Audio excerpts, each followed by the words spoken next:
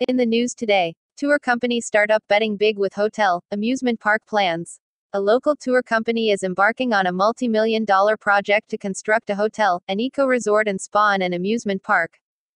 New owner of AGM ditches local contractors, applies to bring in hundreds of Chinese workers. Applies to bring in hundreds of Chinese workers, sources say. The Private Sector Commission, PSC, has written to President Irfan Ali asking for his intervention in a case involving Aurora Gold Mine, AGM. The company was fully taken over by Chinese-owned Zijin Mining Group company last month, and already the signs are not encouraging for local businesses.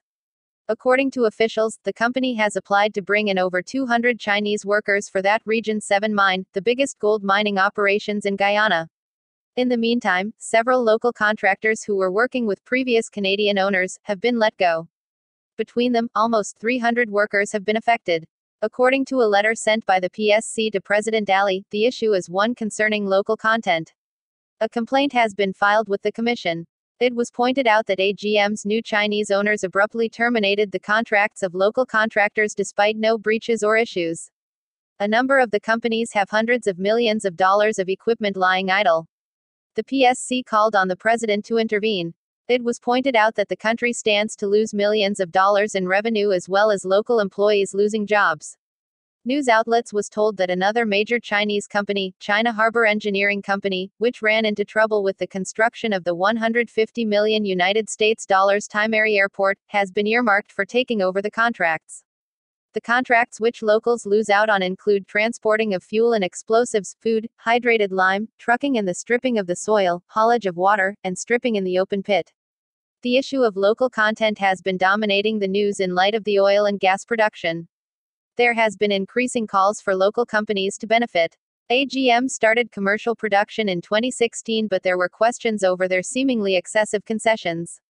The company ran into financial problems and was eventually sold to the Chinese buyer. The company has been planning, under the Canadians, to venture into underground mining, the first for the country. It has not been the first time that the Chinese has been accused of not employing locals.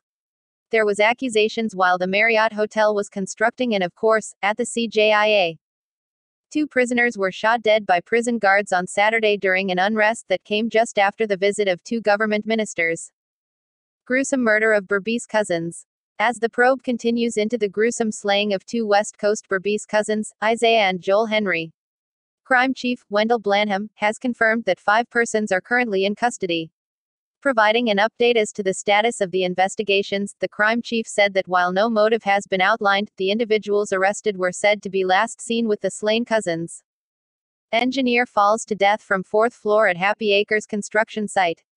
Police on the east coast of Demerara are investigating the death of a 69-year-old engineer after he reportedly fell from the 4th floor of a construction site at Happy Acres. Dead is Keith Scipio of Lot 12 Kissoon Scheme, Good Hope, East Coast. The incident occurred sometime around 11:30 hours on Saturday, September 19, 2020, at Lot 112 to 113 Happy Acres, ECD.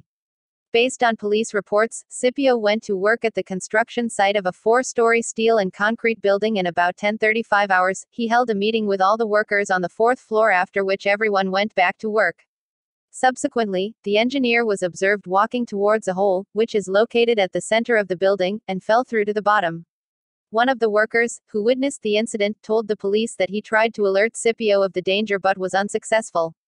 He then raised an alarm and went to the bottom floor, where he saw the 69-year-old man lying motionless on the concrete surface of the ground in a pool of blood and injuries to his head. The body was picked up and taken to the Georgetown Public Hospital (GPHC) by the workers, where Scipio was pronounced dead. His body is currently at the hospital's mortuary awaiting a post-mortem examination. New operating hours for the water taxis on the Georgetown Vreede and Hoop service. The Maritime Administration Department, MARAD, wishes to inform the general public that with effect from Monday, September 21, 2020, the hours of operation of the water taxis on the Georgetown, Vreede and Hoop service will be from 6 o'clock hours, 6 a.m., to 1800 hours, 6 p.m. Access unto the stellings on both sides will be from 0600 hours and close at 1800 hours. However, they will remain open shortly thereafter to allow all commuters to exit. The traveling public is asked to note that the previous closing of the gates at 1645 hours and 1700 hours are no longer in effect. Passengers and boat operators are being reminded that social distancing is still in effect on the Stellings and water taxis. This will also be enforced by the department through the introduction of additional monitors, particularly during the peak hours.